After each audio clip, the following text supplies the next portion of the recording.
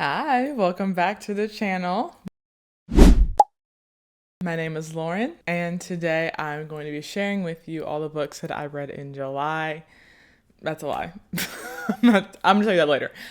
I am actually going to be showing you all the books that I read in June. This video is a couple weeks late, but I wanted to finally sit down and give you all of my thoughts on all the books that I was able to read. And I'm going to be giving you a little preview of the books that I'm going to be reading in July. And I'm already actually through a couple of them right now. And so far, so good. So I'm excited for this video. So I'm just going to go in order of the books that I read. Of course, the pictures and the ratings will be on screen. If you've read any of these books, definitely let me know. And let's just go ahead and get started with the very first book that I read in June, called This Time Next Year by Sophie Cousens. So I actually read this book as an audiobook, and I have hiccups. Sorry.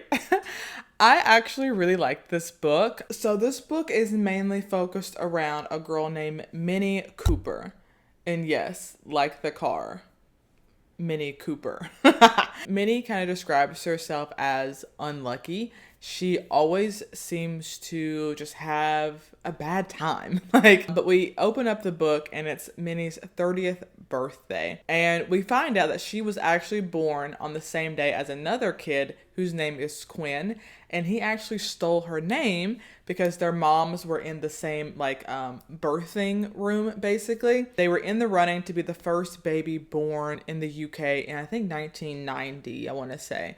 And Quinn, the other guy that's in this story, kind of beats her, quote unquote. He's born into a wealthy family. He has a successful career. He's handsome. He's got everything going for him, And Minnie is kind of just always just struggles. So they happen to bump into each other on their birthday, January 1st, at a New Year's Eve party, and they kind of start orbiting around each other. Although this book is technically a romance novel, it really is almost a subplot. It's both the plot and also a subplot. I did really, really enjoy this book. I thought it was super sweet and cute.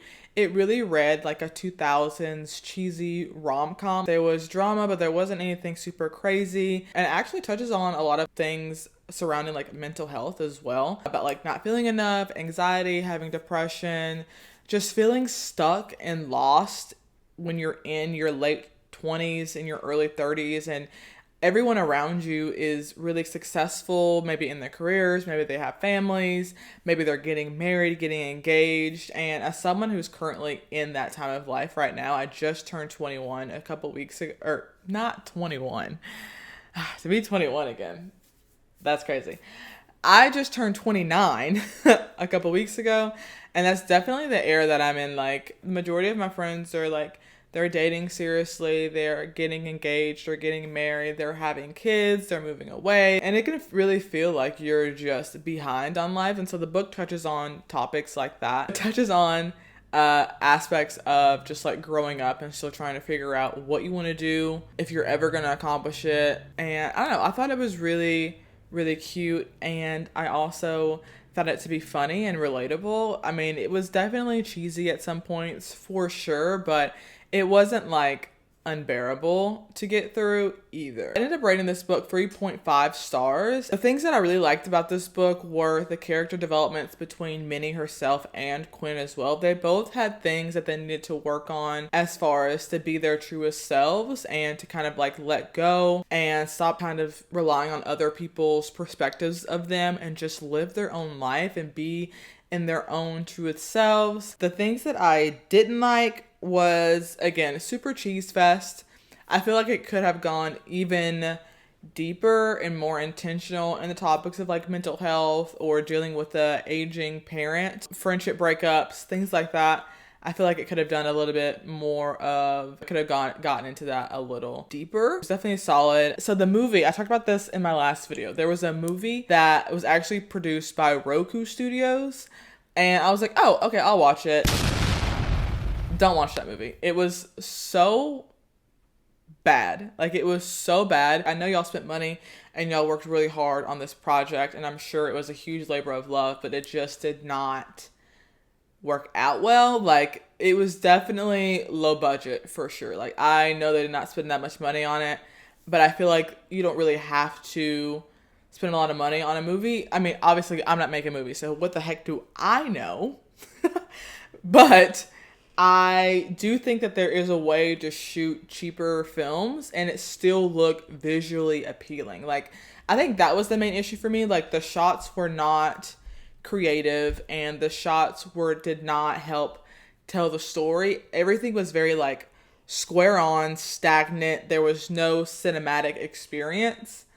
And I am someone who loves movies and I love watching a movie that I just feel engrossed in the story. This is why people don't like book to movie adaptations, because the movie really made me almost not like the book. And I didn't really like that feeling. So I don't recommend you going to watch the movie. I mean, it is free. If you have a Roku TV, you can like pull it up and watch it. If you have the Roku app, if you download the app, you can watch it for free. Anyways, that was my thoughts on This Time Next Year. I think this would be a good winter book if you just want something light and fluffy and romancy to read. Those are my thoughts on that book. So the next book that I read in June was Audre and Bash Are Just Friends by Tia Williams. This book was so stinking cute. It was so good. I absolutely adored the story. Like, oh my gosh. So, this book follows Audre. Now, she is the daughter of Eve, who is in the book. Let me pull it up right here. Audre is the daughter of Eva Mercy, who is from the book 7 Days in June. I actually have not read this book yet, but I don't think it was super necessary for me to read this book to understand and follow along for Audre and Bash. So if you have not read this book, totally okay. So let's get into like kind of what this book is about. So Audre is 16 years old and she is working on like her college admissions essays, and she kind of wants to make herself stand out apart from all of the other kids that are applying to, I want to say, Stanford. She decides that she is going to write a self-help book for teenagers. Now, writing a book for her is important because in 7 Days of June, we meet her mom, Eva. Her mother is a very, very famous romance book writer. So Audre kind of wants to be like her mom and write a book. So she decides that she's going to write this self-help book for teenagers. Audre kind of already acts as like a therapist for a lot of the kids that she goes to school with. She'd be charging them folks too, like, okay, tell me all your problems. So she'd be letting them vent. She'd be giving them advice, things like that. But she finds, I just realized the light turned on, but she realizes that, you know, there are some experiences that she has not had yet because she is a very good kid. Like, she doesn't get in a lot of trouble. She, you know, has never really had a boyfriend, never really had, she's had crushes and things, but nothing ever serious. She doesn't go to like the parties and stuff that kids go to. So she's trying to figure out how she's going to write this book. So her best friend, Reshma, decides like, hey, we go to this really prestigious school in Brooklyn, and we also know that there's this new kid that's moved here from California. Now, the new kid from California, his name is Bash, and he just graduated from this school as a senior, and so he's 17. Now, Bash has already created for himself a bad reputation just off of the fact that people don't know anything about him, so they're kind of making up stuff. He's got tattoos and stuff as like a teenager, because he wants to be a tattoo artist, so they're like, oh yeah, he's in a game because he has all these tattoos, or like, yeah, he rides motorcycles, blah, blah, blah. So people like make up all kinds of stuff about Bash. When we meet Bash, it's actually quite the opposite. Like, he's very quiet and reserved, but he does have a troubled past. The story itself between Audre and Bash felt so real. Tia Williams has a young teenage daughter, and she said that a lot of the storyline came from inspiration from her daughter and her friends and being around teenagers, and like her daughter helped her to kind of come up with like different storyline points and things like that. So it felt very immersed in like the current teenage culture. And even for me as an adult who is several years older than Audre and Bash are, I still felt very connected to these two characters. Like, they really felt real to me. Anyway, so Audre goes to Bash and is like, hey, I have a deal for you. You help me have fun for the summer. Help me to kind of experience teenage life, and I'll try and help your reputation. And so they strike up a deal that they are going to help each other to reach this goal together. And the way the story is just so cute. It's so young love, but it also carries really really deep topics like self-expression, your personal identities, the pressures of high school and college, and trying to figure out at 17, 18 years old what career you want for the rest of your life. I don't know, the story just felt really beautiful, and I saw a lot of myself in Audre. Like, things that Audre was dealing with in high school really kind of brought me back to my own high school experiences, and things that I still to this day as a 29-year-old woman am relating to a 16, 17-year-old girl, because there are still thoughts that I have in my own brain that Audre's having, and I'm like, oh, okay, got it. So all in all, I really love this book. I ended up rating it 5 stars. It was like YA perfection to me.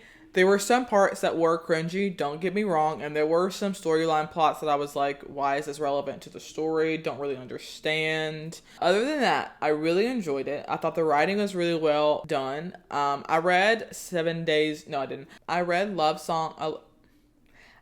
love song for Ricky Wilde back in February. And I did like that book too, but I definitely like this book a whole lot more. A lot of people are comparing this to the show Forever on Netflix, which is also featuring 2 black kids who are in high school and falling in love with each other, like that first love that you get. They said that it's very, very similar to that. So I'm very excited to watch Forever on Netflix too, because I just love positive black stories. Like, I just think that it's great, and we definitely need more of those. And anyways, those are my thoughts on, what's the book name? Audre and Basher Just Friends.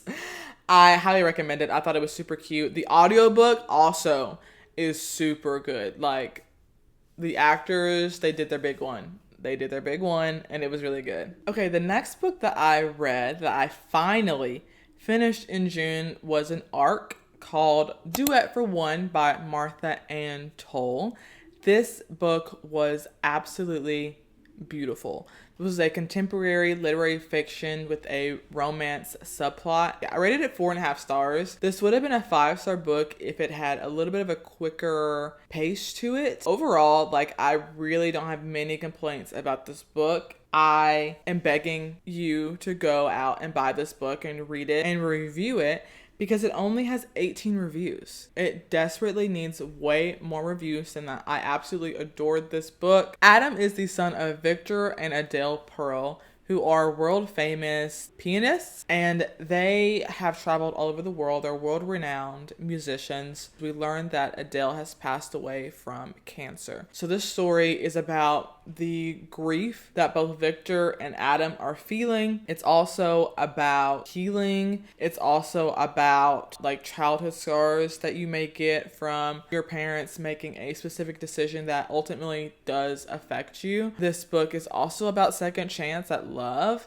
and I really loved this book. It is very lyrical and it's very flowy, but it's also very musical as well. The way Miss Martha has written this story, she intertwines music and songs and the way that they kind of transcend into our lives and kind of shape how we think, what we think about, how we view other people. All of it's connected. Her writing is just stunningly beautiful, and it's ethereal. It's also very deep and very emotional and very heartbreaking as well. Surprisingly, I did not cry, which is a little bit of a shocker, but it was definitely very heavy and very emotional, especially when, you know, Adam was realizing that in a way, he had been dealing with the neglect of his mother in certain ways. His mother kind of never really gave him praise. It was always criticism, or like, well, you could do this better. Like, it was good, but you could do this better. Seeing how that kind of affected like his dating life, his musical career, that was also very interesting to me. I really, really enjoyed this book. Now, it's not a page turner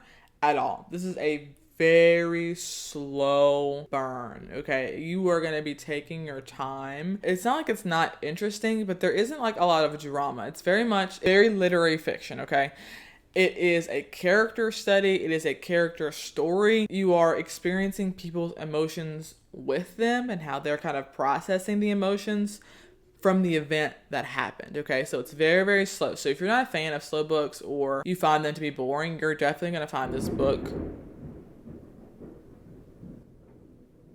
That scared me so bad. Oh, wow. That was scary. I love that every time I try to film a video, the thunder and lightning outside. If you're someone who finds slow books boring, you're going to find this book boring and you're probably not going to like it. If you do not like true literary fiction, you are not going to like this book. Like, I don't know what to tell you. If you want to try it and branch out, I definitely recommend it. And because it was so slow, it really allowed me to immerse myself into the story, into the characters, and really try and get into their head of why they were acting the way they were acting. I just really love this book. I cannot recommend it enough. Go buy this book. It's so stinking good. It's so good. Oof. I had to make some coffee. So next book that I read in June was actually called The Wedding People, and it's by Allison Espach. So this book is about a girl named Phoebe, and she has just lost her husband, unfortunately. She is feeling really down in the dumps. She's kind of like not respected at her job. She's having a hard time in life. So she decides that she is going to book her dream vacation in Rhode Island at this super swanky, nice hotel. Her plan is to have one really fabulous night, and then she is going to take her own life. So she's made the decision.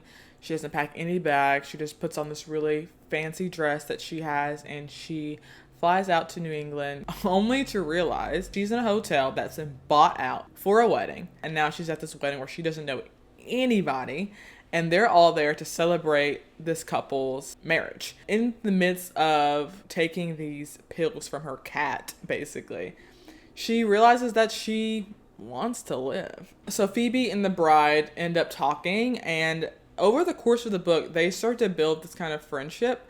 And it's very beautiful and interesting to see. Part of this story is really in the people. This book was really beautiful, and it really surprised me on how much I liked it and resonated a lot with Phoebe as a character, and even in some of the wedding people that we meet through the story. One of my favorite things about this book was the fact that every character, no matter how minor they were, proved a point to Phoebe and her experience with learning to fall in love with life again, feeling like she has a purpose. This book, although the majority is positive, there are some people who really don't like this book because of the way depression and anxiety and the suicidal ideations that are presented in this book. Having lived some of those experiences myself, I thought that it was presented in such a real way and a very humorous way as well. This book was surprisingly funny. Overall, I really love this book. I rated it 5 stars. I'm definitely going to buy a copy of this book. I waited 6 months to read this from my library via Libby. In fact, I hope there's a special edition that comes out because I need that bad. Like, I loved this book with everything in my fiber and being. So the next book that I read was actually another ARC, and this was by Mia Heintzelman. The name of the book was The Divorceetante, and it is Divorceetante. They do give you a pronunciation in the book when they're coming up with the concept of the title of the book, which is also the title of the series, and the main character who's in the book is actually going on. I really enjoyed this book. It is out now. It is available to read. It came out on June 24th. I rated it 3 stars, just flat out. Wasn't bad. Wasn't the greatest book that I've ever read, but I did like it. It was very Real Housewives of Atlanta coded. And honestly, if this was a show, I would be locked in every Wednesday night. This is my first novel by this author. I think I might read more of her books. Let me just tell you what this book is about. So this is about a girl named Ebony Livingston. Now, she was married to a guy named, like, I don't even know what this guy's name was, to be honest with you. It's not important because he cheated on her. So they get a divorce, right? And they've been divorced for a couple of years now. And she is asked to plan the wedding for her best friend, who happens to be marrying the brother of her ex-husband. Yeah, T. Ebony's having to deal with her mother-in-law again, or should I say monster-in-law, because she was absolutely horrible to Ebony. They are like this high class black family, and they're very uppity, and they want to maintain that public persona. They don't want scandal. They want everybody to look like they're super happy, but they're deeply unhappy. Like, her mom's been cheated on like hundreds of times, but she sticks with her husband. You will never, ever be able to sell that to me as something positive just because I got money in the bank or I'm living in a big house. You will never get me to drink that Kool-Aid. Ever. Ever. I know, like, in, like, terms of, like, Bridgerton, like, there are people who want to marry for, like, a love match, not necessarily, like, for money. Like, it's 2025. Like, I can make my own money. I don't have to. Like, bro, don't make me mad. The way people are portrayed in these books, like, I know it's fiction, I know it's fake, but I know people in real life that let their husband treat them however, you know what? Anyways, that actually just made me mad. Like, just thinking about it. Anyways, so Ebony's having to work with her mother-in-law, ex-mother-in-law again. Meanwhile, also having to work with technically an ex. There's a guy, his name is Lincoln. So he and Ebony used to be really close friends when they were in college. But ultimately, Ebony chose to be with the ex-husband over Lincoln because it seemed to be more quote-unquote stable. And we all see how that turned out. But it's basically about Ebony kind of reinventing herself. She kind of creates within herself this divorceetante, playing off of her life as a debutante, playing off of her life as a sorority sister. I thought that it was decent. I thought it was good. I didn't think it was bad by any means. Here is my thing. This was kind of marketed to me as a enemies to lovers romance. It's definitely second chance, but I never got enemy. I got I'm annoyed by you to lovers. It gave I just don't really like you right now to lovers, and I don't want that. If it's gonna be like that, it should be like just a second chance romance. Like, I don't need you to sell me on enemies, because I'm expecting these two people to absolutely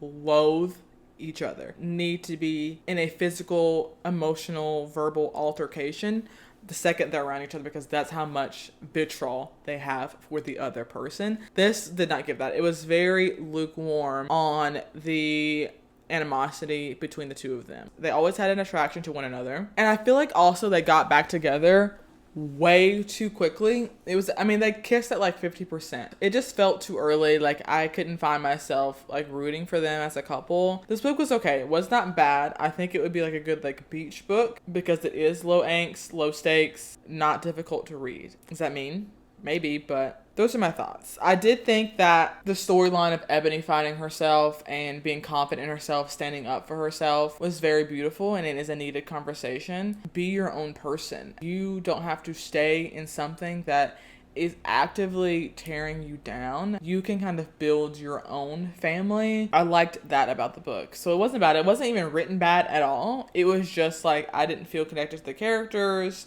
And some things of the storyline I felt were just kind of lackluster, you know? But it was okay. So, I'd say if you want something that's going to be easy to read like a vacation book, I think this would be a good vacation book. If you're looking for something that's really going to be an emotional read for you, that's going to be impactful, as far as a romance book can be impactful for you personally, no. And I mean that with love. Like, I don't mean that with like distaste in my heart. You know what I'm saying? It just wasn't my jam, ultimately. So, all right. And then the last book that I read, The God of the Woods by Liz Moore. This is my first book by Liz Moore, and it will not be my last book by Liz Moore. I actually really like this book. This book, unfortunately, though, was a little overhyped for me. I was expecting something really like gripping and exciting. And although it was interesting, exciting, it wasn't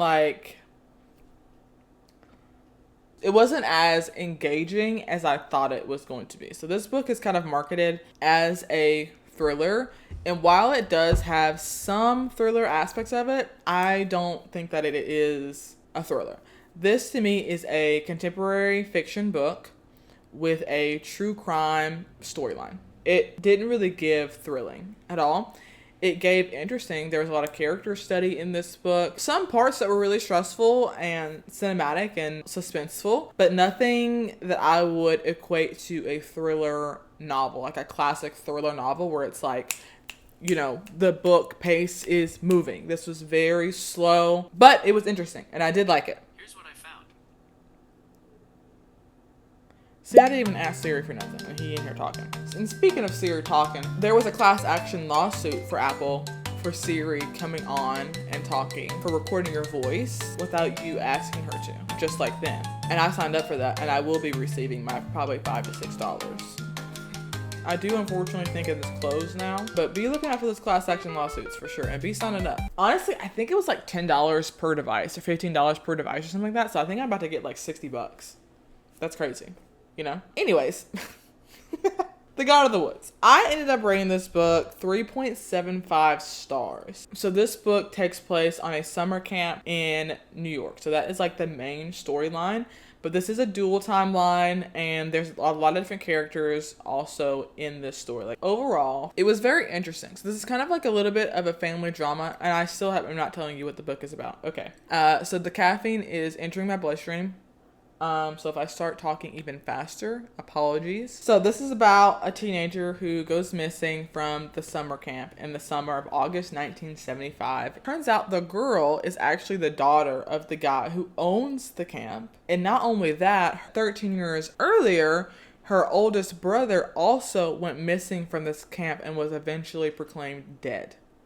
So this is about the Van Laars, their family legacy, the family secrets, and the mystery on what happened to not only Barbara Van Laar, the daughter that went missing, but also what really happened to their son, Bear. This book was very interesting. I could see this as a Netflix miniseries, and here's why. The pacing of this reminded me a lot of Mindhunter, and it also reminded me of the movie Zodiac, which is interesting because both of those were produced by David Fincher. Interesting. If David Fincher got a hold of this, I think he could really do something with it, because reading it, it's very eerie, it's very atmospheric. The descriptions of the summer camp and the environment are very, what is the word? They're very immersive. I am someone who thankfully has the gene where I can see movies in my head. I could see it so clearly, and I can see the color grading, like it's very dark and moody, similar to Zodiac and Mindhunter.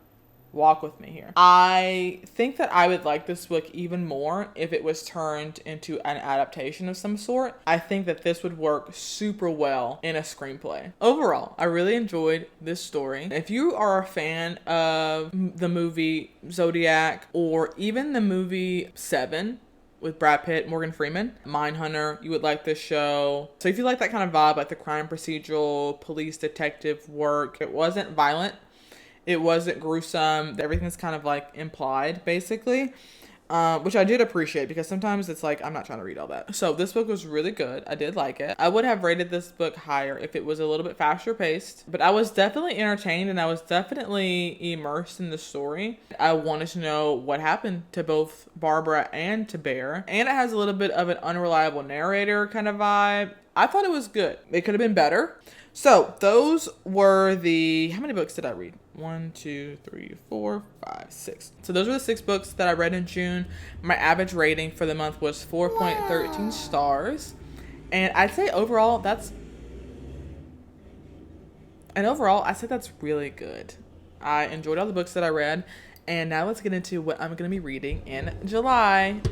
And technically what I'm reading like right now. All right, so first let's get into the arcs that I have to read this month.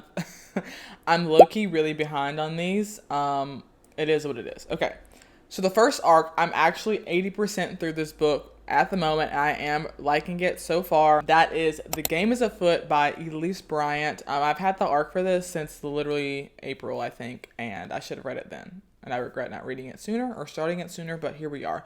The book actually was published on Tuesday, so this is out now. It's available for you to read. So this is the first book. It's elementary. This is the sequel in the series. Again, we are following Mavis on her journey of being a single mother, being a newly dating woman, and dealing with the effects of her job that she hates, being a involved parent in her school. So she's dealing with like mommy influencers now and MLMs, still trying to figure out herself and still trying to overcome anxiety, still trying to overcome self-doubt. And I love the way Elise writes anxiety, and I love the ways that she writes emotional, mental struggles. I know I'm not a mother, but I feel like the way she writes Mavis as a mother, I still find her really relatable, which I really, really like. And I am enjoying the book so far, so definitely go check out both of these books. They're both really, really good, and I both really, really recommend them. The next book that actually releases on the 15th of this month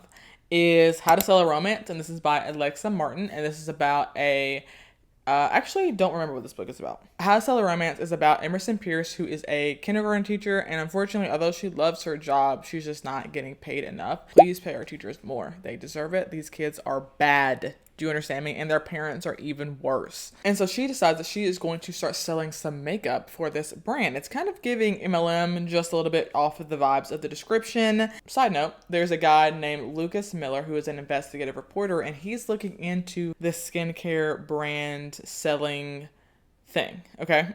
And his wife actually started selling for this brand, drained their savings account, and then divorced Lucas. So he's feeling a little bitter, okay? And so then he goes in to start investigating this company because something's got to be fishy about it, which honestly, I agree. But of course, Emerson and Lucas meet and there's some chemistry. But then Lucas finds out that Emerson is his daughter's teacher. So they're like, oh, we can't do that. So they decide to keep it chill.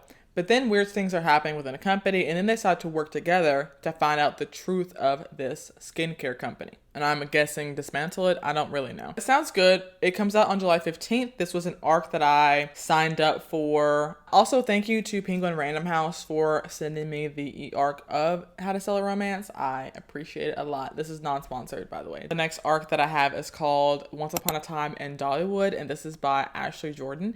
This is about a singer-songwriter who, and again, I don't remember what this book is about. I don't remember. Again, thank you to Penguin for providing me a copy with the e-arc of this book. But this is about a playwright who is struggling to kind of make her break and living with some writer's block when she decides to move to Gatlinburg to have a fresh start. And then she meets her next door neighbor who is a singer-songwriter. He's a single dad starting over. They both have a lot of baggage, and they obviously are going to start hanging out, and they're obviously going to start having some feelings for each other. Once Upon a Time in Dollywood is actually one of the books that I'm looking forward to reading the most. It sounds super cute and emotional and like fun, you know what I'm saying? So I'm excited to read that. That actually publishes on August 5th, I believe. And then the last arc that I have is called The Locked Ward. This is by Sarah Pekkanen. And this is about a girl whose sister wrongly gets admitted into a psychiatric hospital. So she decides she's going to fake crazy, get admitted to the hospital, and try to get her sister back out. But once you're kind of in a mental hospital, saying, hey guys, I'm not crazy, I'm actually fine, is not going to work. So now she's stuck in the hospital and she's trying to get out. It sounds super good. So I'm excited for that. And then as far as other books that I'm going to be reading, I made a TBR wheel and I'll insert a video of me spinning it here. I currently have 73 unread books on my bookshelves. Don't really know how I got there, but I did.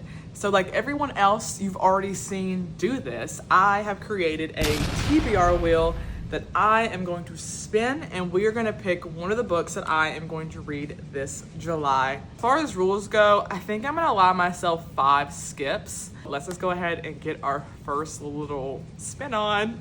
So I've imported all of my books on here. I don't really have an idea of what I want to read. I just hope that I like it. I'm only going to spin once today, and I'm kind of nervous. Hopefully I like whatever I pick. So let's just spin it, I guess. We're clicking. Oh, I'm not gonna look till it like chooses.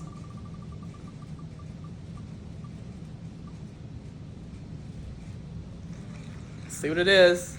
Oh, nice! The Yellow Life by Sadequa Johnson. Hey, yeah, okay, yeah. I'm down with that. Right behind me, actually. Perfect. Actually, I'm very excited for this. I've been wanting to read it, so I'm gonna just read you the back of this. Born on a plantation in Charles City, Virginia, Phoebe Dolores Brown has lived a sheltered life. Shielded by her mother's position as the estate's medicine woman and cherished by the master's sister, she is set apart from others on the plantation, belonging to neither world. She'd been promised freedom on her 18th birthday, but instead of the idyllic life she imagined with her true love, Essex Henry, Phoebe is forced to leave the only home she has ever known. She unexpectedly finds herself thrust into the bowels of slavery at the infamous Devil's Half Acre, a jail in Richmond, Virginia, where the enslaved are broken, tortured, and sold every day. There, Phoebe is exposed not to just her jailer. There, Phoebe is exposed not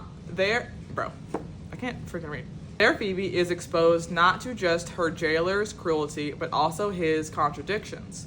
To survive, Phoebe will have to outwit him, even if it means making the ultimate sacrifice. So for the first spin, I'm super happy with that. So as you saw in the video, the wheel chose for me Yellow Wife by Sadequa Johnson. I told you what it was about in that video, so I'm very excited to read this book. So this is something else that I'm going to be reading. I technically am reading, as you can see, I'm that far into it. James by Percival Everett. Now this book is a retelling of Huckleberry Finn by Mark Twain, and this is from the perspective of not Dwight. Anyways, so this is a retelling of Huckleberry Finn, but through James or Jim the slave's point of view. 5 chapters in, I love this book already. Like, it's so good. In fact, I was initially reading it on my Kindle because I got the library copy of it. Again, I've waited 6 months to read this book. And after 5 chapters, I was like, oh yeah, I need to buy that book. And I randomly came across it in my secondhand bookstore, and it was only like $12. Brand new, perfect condition. Low-key side-eyeing the person that gave this book up because... what made you get rid of it? You don't support Black voices? Anyways, so I have James. And then the last book that my ear's on again. Sorry you can hear it. And the last book that I'm going to be reading this book that actually just came off hold from Libby is called Dance of Thieves by Mary E. Pearson. This is a fantasy novel. And when I say fantasy, I mean just like period piece kind of book. So this is a young adult fantasy, but this is about a kingdom where there is like outlaws in the family. There's a king that has to lead. There's 3 people who, okay, let me just read this because I don't really know how to describe it. A formidable outlaw family that claims to be the first among nations, a son destined to lead, thrust suddenly into power, 3 fierce young women of the Rattan, the Queen's premier guard, a legendary street thief leading a mission determined to prove herself, a dark secret that is a threat to the entire continent. When outlaw leader meets reformed thief, a cat-and-mouse game of false moves ensures bringing them together in a battle that may cost them their lives and their hearts. I want to try and read some more fantasy books, but I'm not really into like a lot of like the magic and stuff for real. Like, it's just not super appealing to me. I do like the idea of like a fictional kingdom, kings and queens, like the political imbalance of like, oh, there's actually someone who's more fit to be king. This one I thought would be nice because it's young adult, so I'm expecting it to be hopefully easier to kind of get my brain into it. But yeah, so those are the books that I'm going to be reading in July. I had a really great month in June as far as reading. July so far is good. I am fighting a reading slump low-key just because I just don't want to do anything. It's not really the books that I'm reading. It's more so my mood and myself. I'm not really vibing with it, but you know, it is what it is. I'm definitely going to finish The Game's Afoot tonight, get back into James. Got a lot of books to get through. That is my June and July book update. Hope you guys are having a good year. We're halfway through. Kind of crazy. And thank you so much for watching today's video. If you liked it, make sure to like, leave a comment, subscribe, hit that notification bell. That way you're notified every time I upload a new video. And I will catch you on the next one. Bye.